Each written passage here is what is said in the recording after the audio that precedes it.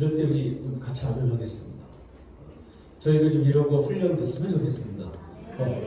그래서 우리 더 많은 영혼들 우리 건지는 일 쓰임받는 교회 됐으면 좋겠어요. 자, 오늘 말씀 누가복음 1장 26절에서 38절 말씀 보겠습니다.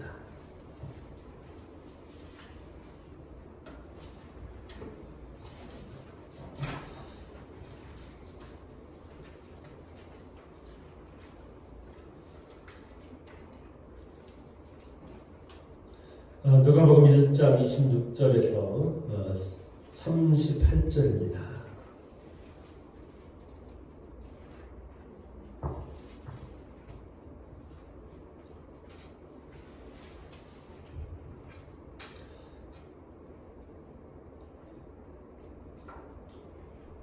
자, 제가 갖고 있는 성경에는 제목이 이렇게 붙어 있습니다. 예수의 나심을 예고하다 라고 되어 있어요. 천사 가브리엘이 예수님의 어머니 마리아에게 와서 당신을 통해 메시아가 태어날 겁니다 라고 예언하는 부분입니다. 그 부분을 보겠습니다. 6째 달에 천사 가브리엘이 하나님의 보내심을 받아 갈릴리 나사렛이라는 동네에 가서, 그래서 여러분이 한 절 읽을게요.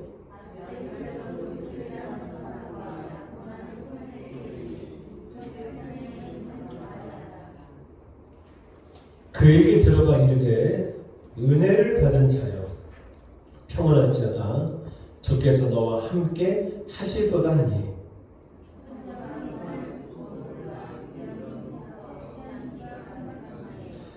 자, 은혜를 받은 자여 주님이 너와 함께 하시도다라는 인사가 과분한데 그렇게 느꼈다는 뜻이에요. 과분한데 이거 천사가 이르되 마리아여 무서워하지 말라 네가 하나님께 은혜를 입었느니라.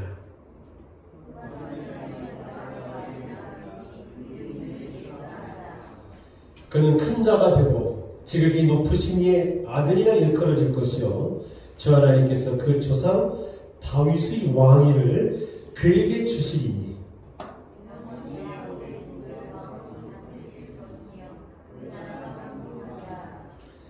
마리아가 천사에게 말하되 나는 남자를 알지 못하니 어찌 이 일이 있으리까. 동정녀 탄생이라고 하죠. 어떻게 그 일이 있겠습니까?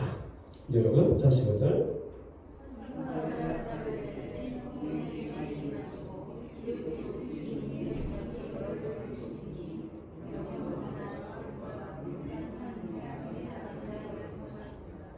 보라 내 친족 엘리사벳도 늙어서 아들을 배웠느니라. 본래 임신하지 못한다고 알려진 이가 이미 6달이 되었나니.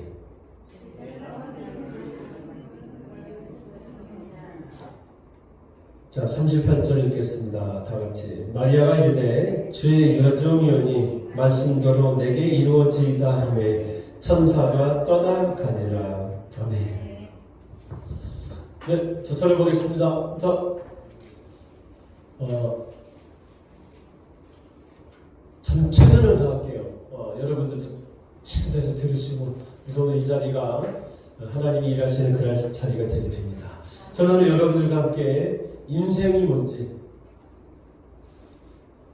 믿음이 뭔지라는 주제로 오늘 여러분들과 말씀을 나누고자 합니다.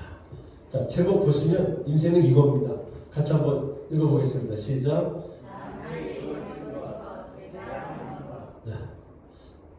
나한테 이루어지는 것이고 내가 하는 것이고, 이런 주제로 오늘 여러분들과 말씀을 나누겠습니다.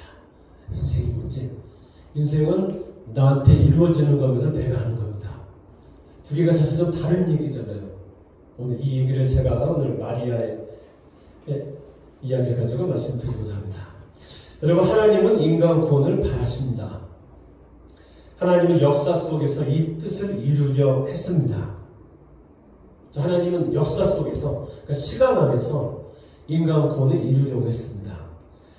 하나님이 당신의 뜻을 이루기 위한 방법은, 자, 역사 속에서 뭐를 실현한다고요? 인간의 구원을 실현하는 방법은 당신이 약속한 사람 메시아를 이 땅에 보내는 일이었습니다.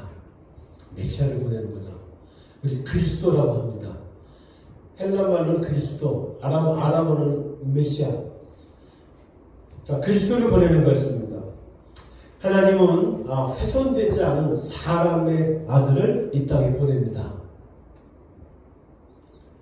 그는 하나님의 뜻에 철저하게 순종합니다. 그 순종으로 십자가 희생이죠. 사람은 자기의 참모습을 회복합니다. 그 순종으로 메시아는 자기의 참모습을 잃고 살아가는 사람들을 사람의 아들로 회복시킵니다. 이게 하나님의 계획이었습니다. 때가 되자, 때가 차자, 때가 차매 하나님은 이 인간 구원 계획을 실행했습니다. 오늘 본문은 그겁니다. 때가 차매 하나님이 인간 구원 계획을 실행합니다. 하나님은 천사 가브리엘을 마리아에게 보냅니다. 천사 가브리엘은 마리아에게 하나님의 인간 구원 계획을 알려줍니다. 하나님이 마리아를 써서 이 일을 때가 차니까 진행하기로 하셨다는 것을 알립니다. 그걸 알리는 부분입니다. 내 태를 통해서 인간을 죄에서 건진 메시아가 태어납니다. 나는 메시아의 어머니가 됩니다. 이 얼마나 영광스럽고 복된 일입니까? 그렇죠? 굉장히 복되고 영광스러운 일이죠. 여러분, 이 복된 일은 마리아에게 그냥 이루어진 일이었습니다. 이 일은, 마리아가 예수의 어머니가 되는 일은 그가 노력을 얻어내거나 어떤 일에 대한 공로의 보답으로 받은 게 아니었습니다. 이 일은 마리아의 성취가 아니고 하나님의 은혜였습니다. 다시요. 이 일은 마리아의 성취가 아니라 하나님의 은혜였습니다. 선물이었다라는 말입니다. 1장 30절 한번 다 같이 읽어보겠습니다. 자, 제가 천사가 이르되 할 테니까 여러분 읽어주세요. 천사가 이르되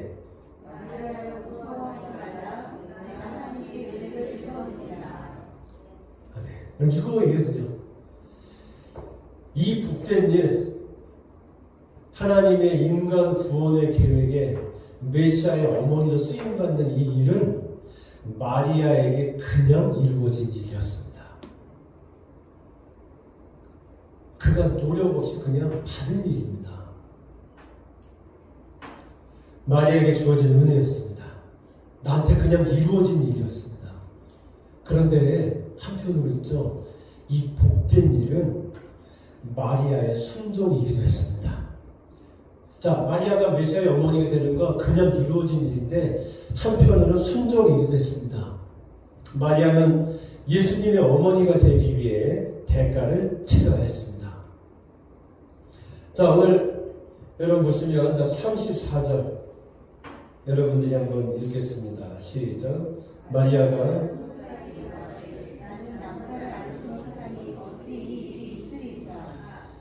그리고 우리 보면 지금 마리아는 어떤 상태냐? 요셉과 27절을 보면 약혼한 상태입니다. 마리아가 치러야 되는 했던 대가는 뭐냐? 첫째, 부정한 여자라고 정죄받는 고난을 받아들인 것입니다. 예수님의 잉태는 남자를 알지 못하는 성령의 작용으로 이루어집니다. 그래서 천사의 말을 받아들인다면 율법에 따라 목숨을 잃어야 할지도 모릅니다. 설령 죽지 않는다 하더라도 따가운 손가락질을 받아들여야 했습니다. 그때부터 2000년이 지난 지금도 미혼 모드로 굉장히 사회적 딱지가 붙잖아요. 마리아 시대에 남자를 알지 못하는 상태에서 잉태했다고 얘기하면 아무도 이걸 믿지 않았을 겁니다. 마리아가 치러진 첫 번째 대가는 뭐냐? 부정한 여자라고 정죄당하는 고난을 받는 거였습니다. 그런 면에서 이건 마리아의 순종이 됐습니다.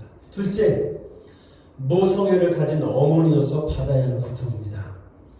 예수님은 마리아의 몸을 빌려 태어났습니다. 아무리 천사로부터 예수님에 관한 이야기를 들었다 하더라도 예수님을 낳는 순간 마리아에게 모성이라는 게 생깁니다. 마리아와 예수님은 예수님이 태어나는 순간부터 모자 관계가 됩니다. 예수님을 볼 때 마리아는 그분이 메시아로 보이면서도 동시에 자기 아들로도 보입니다. 모성을 가진 어머니 마리아는 자기 아들이 당대 최고의 흉악범들에게 주는 형벌이 십자가형을 받고 십자가에서 쓸쓸하게 처참히 죽어가는 것을 보는 고통을 견뎌야 했습니다. 그래서 오늘 마리아가 메시아의 어머니가 된 것은 그냥 그에게 이루어진 일이기도 했지만 한편으로는 그가 이런 대가 지불을 각오하면서 선택한 일이기도 했습니다. 자, 그냥 나한테 이루어진 일이면서 자기 의지가 분명하게 들어간 선택이기도 했다는 거죠. 그래서 오늘 이 일은 마리아에게 이루어진 일인 동시에 그녀가 하는 일이었습니다. 자, 성취가 아니라 은혜인 동시에 그녀의 성취이기도 했습니다. 마리아의 인생은 그냥 나한테 이루어지는 일이면서 내가 하는 일이기도 했습니다. 자, 여러분 이걸 기억하세요. 여러분 그냥 이루어지는 것하고 내가 뭘 성취하는 건 분명히 달라요. 그렇죠? 어느 한쪽이 틀려요. 그렇죠? 그냥 이루어지는 거하고 내가 성취해서 얻는 건 분명히 달라요. 그런데 마리아는요, 마리아 인생은 이 두 가지가 나한테 이루어지는 것인 동시에 내가 한 것이란 이 두 가지가 인생의 진실이라는 것을 우리에게 보여주고 있습니다. 오늘 본문에 따르면 인생은 그냥 나한테 이루어지는 일이면서 내가 하는 일이라는 겁니다.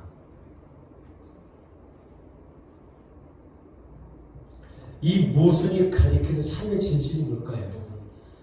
그냥 나한테 이루어지는 것인 동시에 내가 하는 것이라는 이 모순되는 것 같은 이것이 가리키는 삶의 진실이 뭘까요? 그건 뭐냐? 하나님께서 나를 창조의 협력자로 대접하신다는 사실입니다. 하나님이 나를 구원을 위해 함께 일하는 존재로 여겨주신다는 뜻입니다. 다시 말하면 인생은 뭐냐? 나는 창조의 협력자지. 나는 하나님이 인간 구원을 위해 함께 일하시는 존재인지를 알고 살아가는 게 인생이라는 뜻이기도 합니다. 하나님이 하신 일은 창조입니다. 그래서 그분은 우리는 창조주라고 부릅니다. 창조자 하나님은 창조하는 일에 누구의 도움이 전혀 필요 없으세요. 하나님은 혼자서도 모든 일이 가능하십니다. 그런데 하나님은 능히 혼자서도 다 하실 수 있는 일을 굳이 인간과 나누어서 하십니다. 자기 혼자 받으셔야 할 영광을 굳이 인간과 나누어서 받으세요. 모든 피조물은 인간의 이러한 위치를 잘 압니다. 그래서 인간인 나를 우러러 봅니다. 나를 부러워합니다. 이것이 바로 나를 향한 하나님의 사랑입니다. 하나님이 인간인 나를 대접하시는 방식입니다. 마리아의 삶은 인생이란 그냥 나한테 일어나는 일인 동시에 내가 하는 일임을 말해주고 있습니다. 마리아의 인생은 성도란 하나님의 창조에 동참하도록 지어진 영광스러운 존재라는 걸 말해주고 있고, 인생이란 바로 이걸 기억하고 사는 거라고 우리에게 말해주고 있는 겁니다.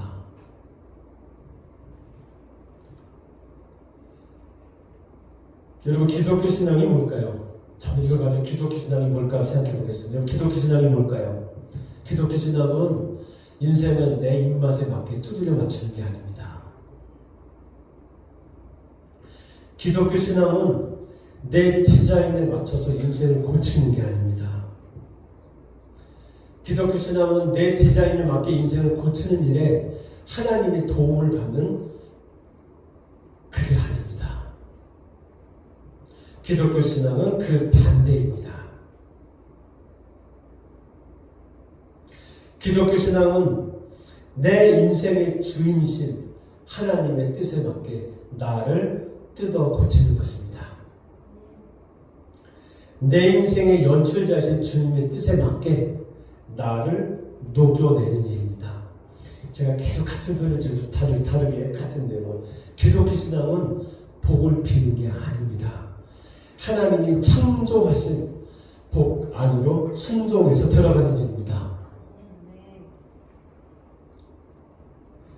기독교 신앙은 복을 비는 게 아닙니다. 하나님이 창조하신 복 안으로 순종해서 들어가는 일입니다. 기독교 신앙은 뭐냐? 지금 여기서 활동하는 존재인 나, 지금 여기서 활동하는 존재인 나, 그 내가 계속 하는 일에 대한 신성한 관점입니다.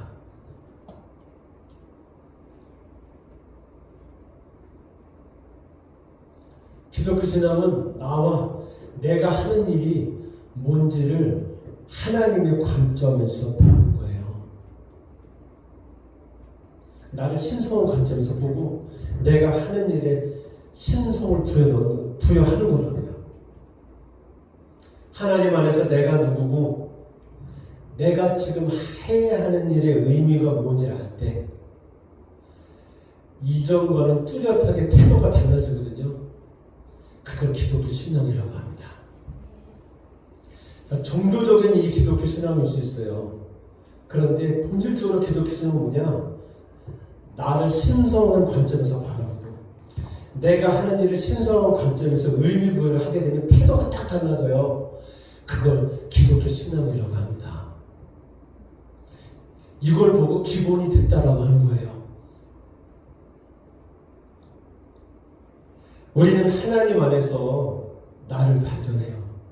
그러면 내가 하는 일에 의미를 찾게 돼요. 그렇게 하나님의 창조하신 복 안으로 들어가요. 그래서 복을 누려요. 그래서 나를 만나는 사람마다 나로부터 복을 시작하게 해요. 이게 기독교 신앙이에요. 내가 복의 근원으로 느껴지지 않는다면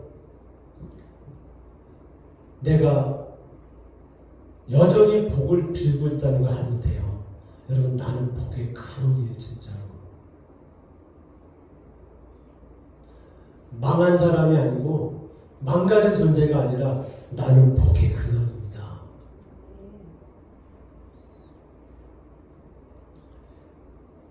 하나님은 창조주이십니다. 하나님은 창조하십니다. 창조주 하나님이 창조한 나는 누구입니까? 자, 저는 신성한 관점을 얘기하고 있어요. 나는 누구일까요? 부모님 잘못 만나서 망가진 존재 아니에요. 지질이 복도 되게 없지. 그런 존재 아니에요. 나는 누구입니까? 나는 하나님의 형상입니다.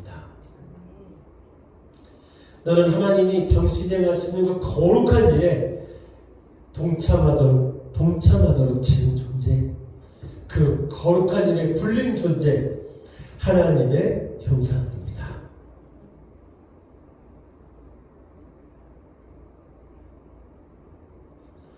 하나님은 나를 이 창조 목적에 맞게 데리고 가십니다. 뭐요? 창조의 파트너요. 창조의 협력자. 모든 피조물이 우러러보는 하나님의 파트너. 그게 나의 정체성입니다. 내가 하는 모든 일이 창조입니다. 이게 내 인생에서 일어나는 모든 일의 의미입니다. 내가 하나님의 형상임을 알고 모든 일을 할 때 그 일은 창조입니다. 내가 하나님의 형상임을 알지 못하고 할 때 내가 하는 모든 일은 아무것도 아닙니다. 나싱입니다. 사랑이 없으면 아무것도 아니니까요. 나는 하나님의 창조의 파트너야. 나는 이 정체성의 실현, 이 정체성을 가진 삶의 의미 부여, 이것이 기독교 신앙입니다. 이걸 기억하는 걸 교회에 다닌다고 하는 겁니다. 이 정체성을 기억하고 나는 하나님의 창조의 파트너지, 이걸 기억하고 내가 하는 모든 일이 창조의 한 부분이지, 이걸 알고 살아갈 때 우리는 하나님이 이미 주신 복 안으로 들어갑니다. 그래서 성경은 성도를 복 있는 사람이라 일컫는 것입니다.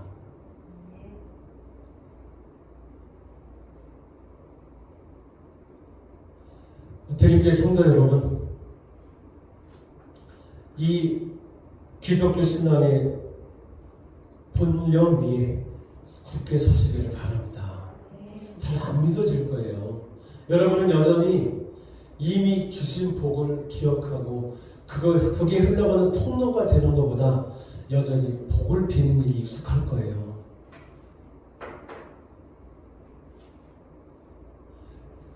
그러나 이제 자기 부인하십시오. 기독교 신앙은 뭐냐? 내가 하나님의 창조의 협력자로 불러준 존재라는 것의 기억, 그것을 가지고 내가 하는 모든 일에 의미를 부여하는 거예요. 내가 망가진 존재가 아니라, 내가 부서진 존재가 아니라, 내가 이러이러한 조건 때문에 지금 요 모양이 된 존재라는 거기서 나와서 복의 근원이 되는 거예요. 저는 여러분들이 그런 사람들이 되시기를 바랍니다. 우리 교회가 이 정체성을 실현하는 그런 교회가 될 수 있기를 바랍니다. 그런 교회가 되기를 바라요. 자, 나는 창조의 협력자예요. 내가 하는 모든 일은 창조예요. 허드렛 일처럼 보이고 아무 일 아닌 것처럼 보여도 내가 하는 모든 일은 창조예요. 자, 이 얘기를 어떻게 내 삶에 적용할 수 있을까요? 자, 굉장히 추상적인 얘기잖아요. 이걸 어떻게 적용할 수 있을까요? 자, 먼저 기억하세요. 기억하세요. 나한테 이루어지는 게 인생이라는 걸 기억하세요. 달리 표현할게요. 나는 사라지고 있습니다. 인생에는 나에게 이루어지는 일이라는 걸 기억하세요. 여러분 잘 보세요. 나는 산다기보다 사라지고 있어요. 계속 이걸 기억하세요. 명령하지 않아도 심장은 뜁니다. 지금 여러분 심장한테 1초 전에 얘기 안 하잖아요. 심장 나 뛰어, 피 돌아, 얘기 안 하잖아요. 명령하지 않아도 심장은 뛰고 있어요. 신경 쓰지 않아도 여러분 숨이 쉬어집니다. 지금 몸이 알아서 제 기능을 하고 있어요. 내가 생각하는 것 같아요. 우리 생각한다고 생각하는데 사실은 대부분의 생각은요, 어떤 조건이 갖춰지면 그냥 쓱 떠오르는 거예요. 그래서 여러분 모든 종교가 호흡을 관찰하는 거예요. 다 호흡을 관찰할 때 여러분 유익이 뭐냐, 좀 여러분 자아 종교 가면 다 호흡 관찰을 시켜요. 자, 들숨 날숨을 기억하라고. 왜 그런 줄 아세요? 내가 내 인생의 주인을 착각해서 나오도록 그걸 시키는 거예요. 여러분 숨을 가만히 관찰, 막 내 생각에 빠져서 어떤 조건이 갖춰지면 떠오르는 생각에 갇혀 살다가 그걸 좀 내려놓고 호흡을 보면요, 내가 사라지고 있다는 걸 알아요. 여러분 기억하세요. 나는 사라지고 있습니다. 이 말은 내가 일단 1차적으로 내 몸의 주인이 아니란 뜻입니다. 내 인생의 주인이 내가 아니란 뜻이에요. 하나님이세요. 그러니 내가 산다고 생각할 때마다 나는 사라질 위치를 기억하세요. 그리고 또 생각하세요. 나는 살고 있어요. 인생은 내가 하는 일이에요. 매 순간 내가 하는 선택과 행동이 모여서 결과가 돼서 내 인생이 돼요. 인생은 내 선택이에요. 자, 이게 두 가지가 다 내 인생이에요. 자, 이 둘은 모순돼 보여요. 그쵸? 모순돼 보여요. 둘이 다 맞아요. 기독교 믿음은 뭐냐? 이 두 가지를, 인생은 사라지는 것은 동시에 내가 하는 거랑 이 두 가지를, 모순처럼 보이는 이 두 가지를 하나님 안에서 조화시키는 거예요. 그걸 기독교에서 믿음 그래요. 하나님의 주인이신 인생은 뭐냐? 나보다 훨씬 큰 무엇입니다. 하나님의 연출은 내 예상을 항상 뛰어넘습니다. 그래서 인생은 신비로워요. 인생은 신비 그 자체예요. 인생의 이 두 가지 측면이 다 있는데 어느 하나만 주장하잖아요. 그러면 우리는 인생에서 가장 큰 선물인 신비를 맛보지 못한 채 삶을 끝나게 돼요. 여러분, 연애 관계에서 신비가 사라지잖아요. 연애 끝이에요. 인생에서 신비가 사라지잖아요. 인생 재미없어요. 아무리 많이 가졌어도. 여러분, 부부가 둘 사이에 신비가 끝나잖아요. 권태라고 해요, 그거를. 그러면 그때부터 밖으로 도는 거예요. 여러분, 이 두 가지, 이걸 하나님 안에서 좋아하지 않으면 우리는 인생에서 가장 중요한 선물, 신비를 맛보지 못한 채 내 인생을 끝냅니다. 인생이 나한테 이루어지는 것이라고만 여기잖아요. 인생은 나한테 그냥 이루어지는 것으로 여길 때 우린 게으르고 무기력한 인생을 보내게 돼 있어요. 나한테 이루어지는 일인데 뭐 하나님의 때가 있는 거죠 뭐. 때가 되면 다 하나님이 하셔. 그러면서 우린 게으르고 무기력한 인생을 보낼 수 있어요. 반면 인생이 내가 하는 거라고 여기잖아요. 그러면 우린 하나님조차도 내가 원하는 일에 부려먹는 교만한 인생을 살게 돼 있어요. 여러분, 신앙을 위에처럼 믿으시잖아요. 하나님 때가 있는 거고 하나님이 다 하셔. 그런 인생은 아무것도 못해요. 다음에 밑에처럼 믿잖아요. 믿으시다 막 그렇게 믿잖아요. 굉장히 무례하고 하나님조차도 부려먹는 자기 의에 가득한 그런 성도가 돼요. 인생은 뭐냐? 이 두 가지를 좋아하는 거예요. 하나님 안에서. 인생은 나보다 더 크신 무엇인 하나님의 경험입니다.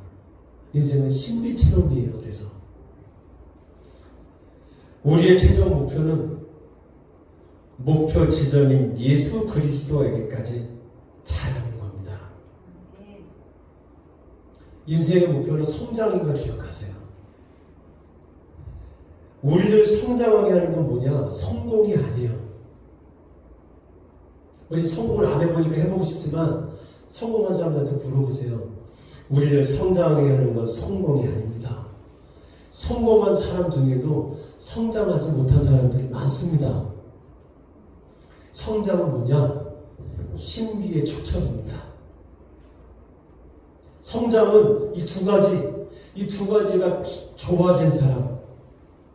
그래서 인생을 매 순간 신비로 경험하는 사람. 그 사람만이 하는 것입니다. 성장은 신비가 쌓이는 겁니다. 나를 넘어서는 신비를 경험할 때 우리는 비로소 성장합니다.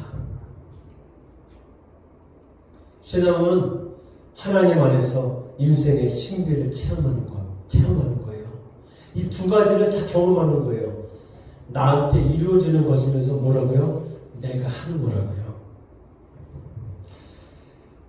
인생은, 기독교 신앙은 모순돼 보이는 이 두 가지를 하나님 안에서 체험하는 거고, 이걸 체험함으로써 날마다 순간순간 성장을 경험하는 거예요. 그래서 누구까지 자란다고요? 예수님에게까지 자라는 거. 이것이 바로 기독교 신앙인 것입니다. 그래서 이 두 가지를 경험하면 매일 설렙니다. 매일 설레요. 성공하지 않아도 설레고, 고난이 와도 설레고, 그래요. 똑같은 일을 반복하는데도 설레요. 여러분, 이제 이 인생의 신비 안으로 뛰어드는 여러분들이 되시길 바라요. 예수님을 목표로 잘하는 사람들이 되세요. 성공하는 사람이 되기보다 성장하는 사람이 되세요. 내 인생을 망가진 인생으로 규정하는 그 사람이 되지 말고, 나는 복의 근원이야, 그걸 선포하는 인생이 되세요. 난 망쳤어, 끝이야, 난 시작부터 잘못했었어. 그렇게 반복하는 인생에서 나는 지금부터 복의 근원이야 선포하는 인생이 되시기를 축복합니다. 그런 인생이 되세요. 매 순간 설렘으로 인생의 신비를 경험하는 인생이 되세요. 매일매일 순간순간 잘하는 인생이 되세요. 자, 여러분 어떻게 할까요? 나는 사라지고 있다는 걸 기억하세요. 하나님의 일이 나를 통해 이루어지려고 하고 있어요. 하나님은 나를 통해 이 세상을 창조하려고 하세요, 지금. 그러니 하나님이 나를 찾아오실 때 감사로 받아들이세요. 그렇게 하나님이 하시는 창조의 협력자가 되세요. 방법은요, 이렇게 하면 돼요. 여러분, 이건 뭐지? 그렇게 판단되는 상황이 여러분 삶에 자주 올 겁니다. 이건 뭐지 도대체? 그런 상황이 자주 올 거예요. 그런 상황 속에 자주 놓일 거예요. 이건 뭐지? 그때 당신의 판단보다 당신에게 찾아오신 하나님을 신뢰하세요.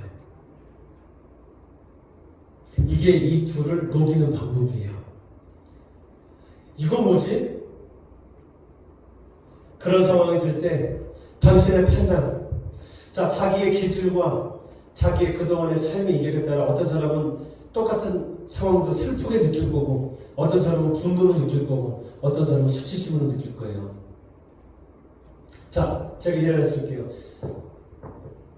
학교에 갔는데 엄마가 학교 준비물을 안 챙겨줬어요. 엄마, 나 내일 크레파스 갖고 가야 돼. 알았어. 학교 다 갔더니 크레파스가 없어요. 이건 뭐지? 그런 생각 들잖아요. 그때 이 상황을 어떤 사람은요, 수치스럽게 느낀다니까요. 창피해. 어떤 사람은, 내가 엄마한테 이게 똑같은 상황인데요, 사람에 따라 다르게 판단은 경험이기도, 감정이기도 한데 다 달라요. 어떤 사람은 이거 수치심을 느낀 사람이 있고 분노를 느낀 사람이 있어요. 어떤 사람은 뭐 그럴 수도 있지 뭐, 야 그래 그 사람 줘봐라, 이렇게 넘어간 사람도 있고요. 자, 여러분 어떤 게 맞을까요? 내 판단 다 틀려요.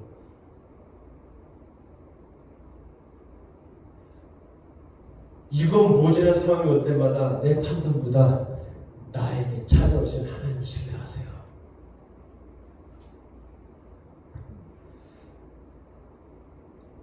내 감정에 치우쳐서, 내 판단에 치우쳐서 살려 하지 말고, 인생이 당신을 통해 인생을 드러내게 허용하세요.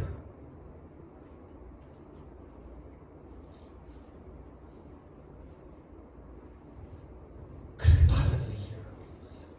주님, 제 인생의 주인은 하나님이십니다. 저는 당신의 종입니다. 오늘 마리아가 그랬잖아요.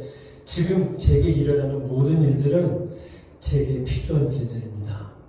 제가 뭘 해야 좋을까요, 주님? 하나님의 뜻이 제게 이루어지게 해주세요. 이렇게 기도하세요. 그리고 그 상황들을 허용하세요. 자, 억울한 걸 참으라는 얘기가 아니에요. 상대가 날 함부로 하도록 놔두라는 얘기가 아니에요. 그렇게 착한 사람 되지 마세요. 그것도 당신 판단이에요. 왜 착한 사람이 됩니까? 지금 거기서 반응하는 사람이 돼야지.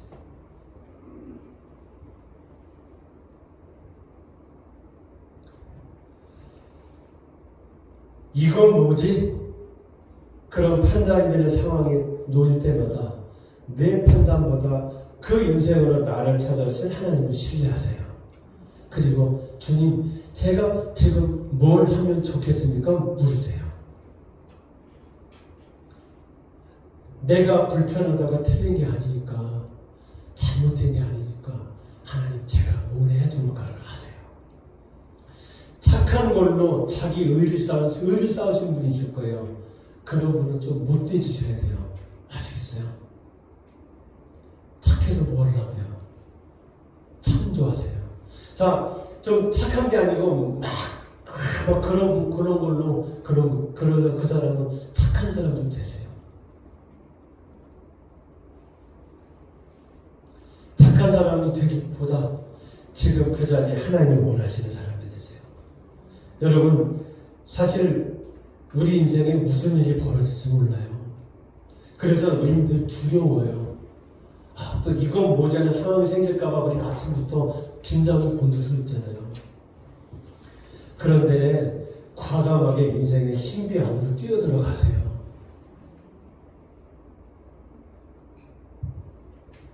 천사 가브리엘의 황당한 이야기, 당신을 통해서 인류의 구원자 메시아가 날 것이다 라는 그 천사 가브리엘의 황당한 이야기, 과거난 것처럼 들리는 이야기를 덥석 받아들이는 마리아가 되세요.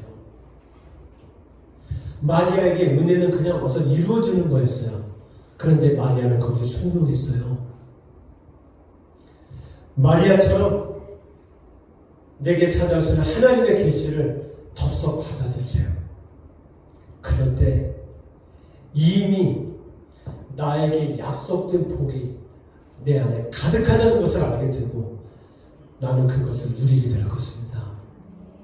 나를 통해 하나님이 그토록 원하시는 복이 이 세상에 흘러가게 될 것입니다.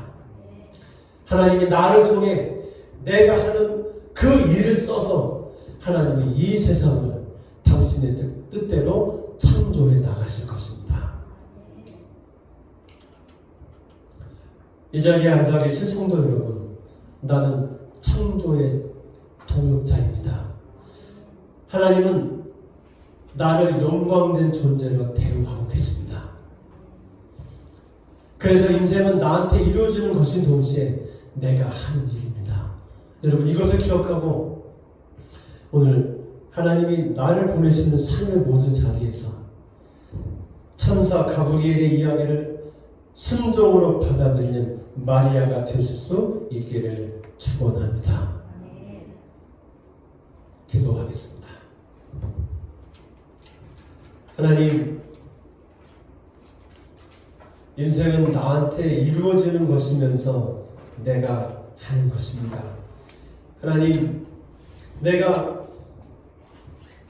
창조의 협력자임을 할 때 내가 하는 모든 일은 창조가 됩니다. 하나님, 이 정체성을 기억하고 살아가는 것이 기독교 신앙입니다. 이것을 알고 살아갈 때 달라지는 내 삶의 태도가 내 인생을 복 있는 인생으로 바꿔낼 것입니다. 하나님, 저희들 이 믿음으로 살아가는 하나님의 자녀들 되게 해 주옵소서. 우리를 구원하신 예수님의 이름으로 기도합니다. 아멘.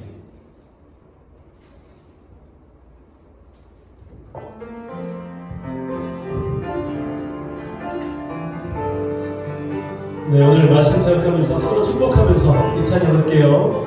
우리 이런 사람이고 우리 이런 존재로